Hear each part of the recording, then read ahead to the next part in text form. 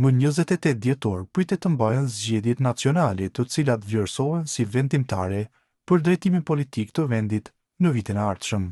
Këto zgjedhje mbajnë një peshë të madhe pasi rezultati i tyre mund të përcaktojë nëse vendi do të dalë nga situata e bllokadës politike që e karakterizoi këtë vit.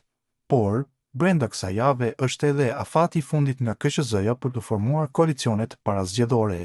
A mund kemi koalicione mes partive politike si mjet për ruajtjen ose rikthimin e pushtetit pas zgjedhjeve të 28 dhjetorit dhe për të shmangur bllokadën politike?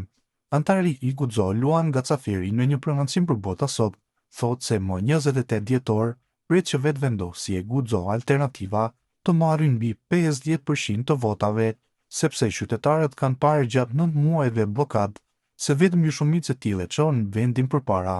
Sipas tij, PDK, LDK, AK, LS tashmë ka një koalicion de facto, ndërsa vetëvendosje ka koalicion de jure me Guxo dhe Alternativën. Mund të bashkohet edhe ndonjë parti tjetër, por kjo mbetet për tu parë. E rëndësishme sipas tij është që më 28 dhjetor votuesit të ndajnë shapin prej sheqeri. Unë besoj që në zgjedhjet e 28 dhjetorit, njerëzit do të votojnë me mbi 50% për vetëvendosjen dhe Guxo Alternativa, sepse në këto 9 muaj blokad, e kam parë se rrugdalja tjetër nuk ka vetë se të votohet vetëvendosje me një 50% plus, nëse duam që shteti të ecë përpara. Sa u përket koalicioneve, besoj që secili e di se PDK, LDK, AK dhe LS e kanë një koalicion de facto, kurse vetëvendosje ka koalicion de jure me Guxo Alternativa.